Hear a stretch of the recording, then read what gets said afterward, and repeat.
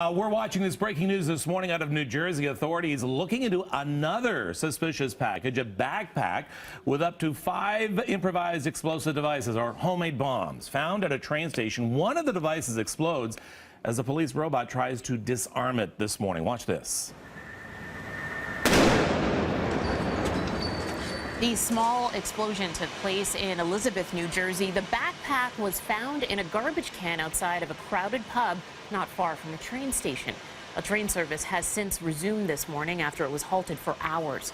2 men located the bag around 9:30 last night, called police when they noticed wiring and a pipe. The remaining 4 devices will be taken to Virginia for analysis.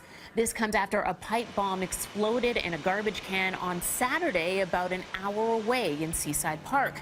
It happened near a Marine Corps charity race. It was set to take place. No one was injured there. Luckily, the race started later than expected. Otherwise, the situation could have been far worse. Investigators found 3 pipe bombs wired together, but only one had detonated. Those events in New Jersey have yet to be officially connected to an explosion Saturday night in Chelsea in New York. At least 5 people have been detained, though, after the bomb shattered windows and injured 29 people. All have been released from hospital, thank goodness.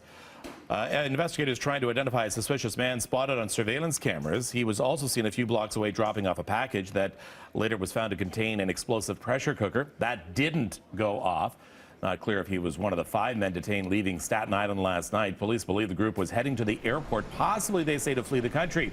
So, as you could understand and expect, security now heightened around New York as world leaders, including our Prime Minister, are beginning to arrive this week for the UN General Assembly that begins tomorrow. Federal authorities say all explosions and pipe bombs in New York and New Jersey are described as being acts of terrorism. The FBI also investigating a stabbing attack at a Minnesota mall as a potential act of terrorism. 8 people were injured when a man dressed in security uniform wielded a knife.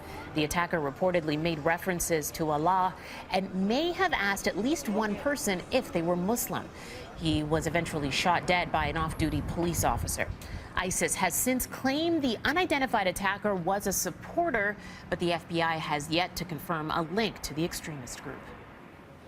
Now, of course, these cases actually are changing by the hour. New information coming out. We'll be watching any new developments in this developing story throughout the morning here on Breakfast Television as the rush hour is starting to get underway now in New York and New Jersey.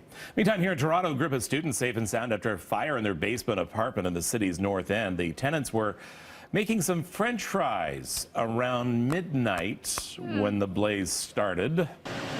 Firefighters making quick work of the fire. 2 people treated at the scene for minor smoke inhalation. No word yet on the exact amount of damage. Firefighters, so they need to remind us, cooking with oil can be dangerous. To prevent flare-ups, avoid letting oil come into direct contact with flames. And seriously, keep a pot lid near you. If a fire breaks out in a frying pan or something, you can put it out simply by putting a pot lid on top of it. Yep. And if you buy one of those mini fire extinguishers, just have it ready. That's it. And I don't know why they were making French fries at midnight. I'm not going to draw any conclusions. Yeah, don't even attempt to draw conclusions. All right.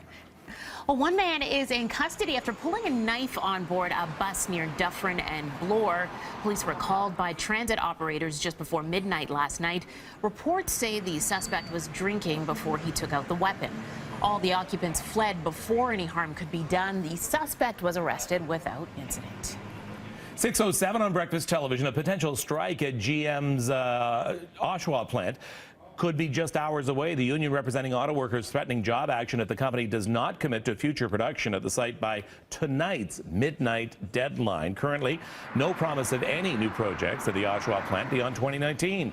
GM says it won't discuss future commitments until a collective agreement is signed. Not just Oshawa workers at the center of these labor talks. The union's contracts with all of the country's big 3 automakers expire at midnight tonight. But the union, as usual, is picked and targeted one threatening strike at Oshawa's GM plant, putting pressure on the company to bring new products and job security to the facility. About 2,400 uniform workers are at the Oshawa plant. Well, Sully has landed at the top of the box office for the 2nd week in a row. Get it? He's landed at the top. Sully, where'd you go? Sully! Sully, where are you? The heroic, based on a true story flick brought in $22 million this weekend, spot on from projections last week. The dramatic movie dropped 37% since opening. Dual engine loss at 2,800 feet. And coming in second this week, a disappointing Blair Witch with a measly $9.7 million in its first week. It was expected to bring in more than double that amount. And coming in third for the weekend is Bridget Jones's Baby with $8.2 million.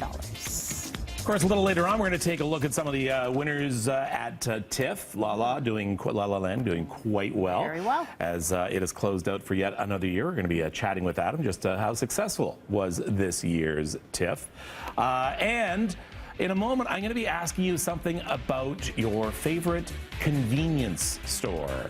We'll be right back. It's 6:09.